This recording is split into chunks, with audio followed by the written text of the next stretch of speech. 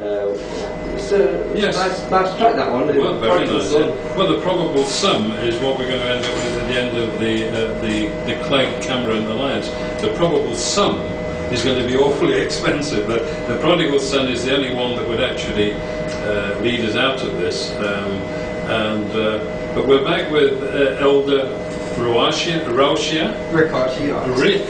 because the transliteration of this is wrong. It's turned it into a K. Right, yes. So Elder, we're here back in the studio, Bone Green Community Radio, and he is the elder relating to the gathering of Christ Church under the Church of Philadelphia, Pennsylvania, and about the radicalization of Israelites to be used as a weapon of mass destruction, or a weapon of mass deception, let's say, by the powers that be. And we have to stop this. We have to make it clear that people who believe us, as the Quran says, there can be no compulsion in religion. And the people of the book have, of course, the book that was revealed to Moses is our book, because it precedes the book that was mentioned in Deuteronomy of whoever came with that book. The words that were put into the mouth of that prophet also must conform with the truth of what's in this book. So we have to look for the truth, and we have been diverted and we've been deceived, because the genius of Satan is convincing half the world he doesn't exist and the other half that they're not following him.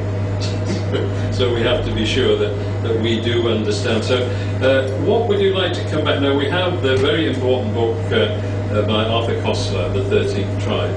And I remember reading this many years ago. Koestler, of course, he died in strange circumstances, because, of course, he was pointing out that what are the children of Japheth doing in the tents of Shem? And so this 13th tribe. So most, as David Ben-Gurion said, who was the first Prime Minister of Israel, he didn't believe in God, but thought God believed in him.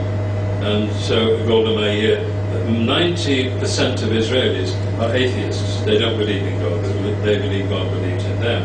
But you mentioned something in passing. What do the other 10% believe? Well, if you read, now you have Arthur Koestler's book. No, you said 90%. Well, they're atheists. Are atheists? Yes. What about the 10%? The 10%, then if you're in the shul, in the synagogue, in the morning prayer, there is a very important book written by Israel Shahak called Jewish History, Jewish Religion, The Weight of 3,000 Years. Now the battle was with Jesus, and the statement in the Bible where Jesus says, "You are as your father the devil," and he called them the synagogues of Satan, because in the synagogue from then till now, only 1 out of 10 worshipping in the synagogue is worshipping Adonai, or the God of Abraham. The other 9 out of the 10, as he said, as strange as it may seem, are propitiating Satan, because they fear Satan more than they fear God.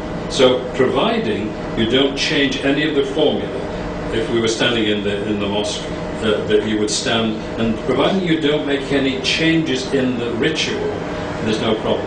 But then you have the concept of this, the reunion, and hence this hexagram, the symbol, is the sexual union of God and his wife. And this is the coming together, the ritual. Okay, again, okay. I want to say... Yeah. Okay, so I'll pass you over to Elder. Okay. I want to go into your point. I don't want you to ignore the point you were on. I'm not go ahead. I don't want to take you too far, but I would like to say that there's something that we need to discuss, and I touched on in the beginning. It seems we're looking at all this information without getting to the core root of solution. Okay.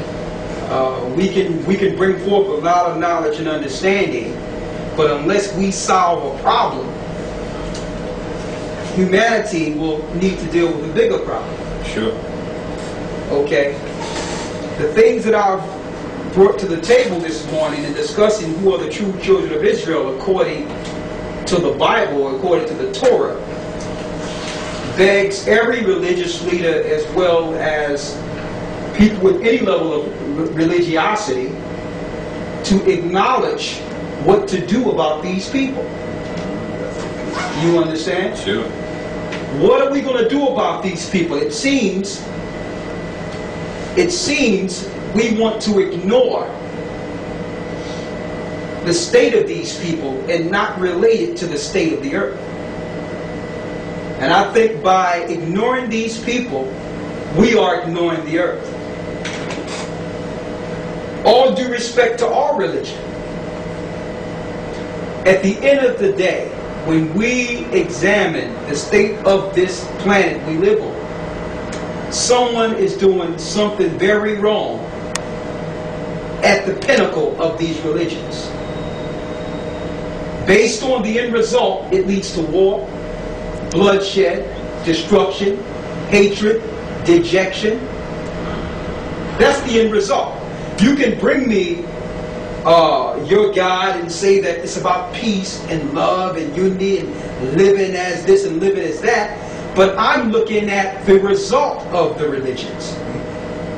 I'm looking at the end result. So you're telling me it's one thing and how to live, but what's being perpetrated is world degradation.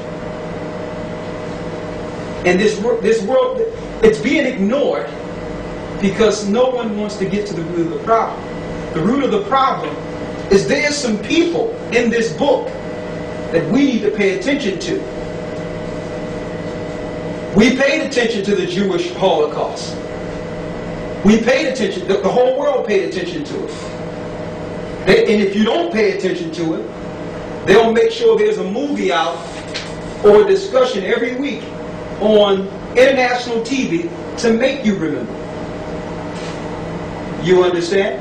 So I don't want to get too far off the point, because there's something we need to do if we're going to talk about Ishmael's part in Genesis and Muhammad's part in Genesis. We need to also talk about Isaac and Jacob's part in Genesis and in Deuteronomy. If we're going to talk about, if we're going to go into Deuteronomy 18 to say, okay, Muhammad is a prophet that was spoken of, if that's what you want to use, then we need to go to Deuteronomy 28 and say, well, who is these people who are in cargo slave ships, who are now have been spread throughout these religions and are dejected and rejected all over the earth?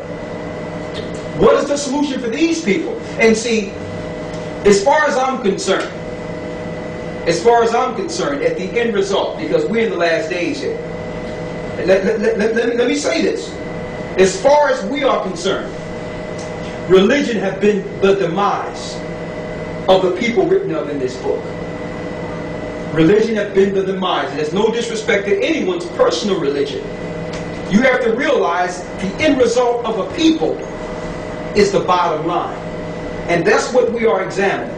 The conquest through religion to destroy a people and destroy them morally,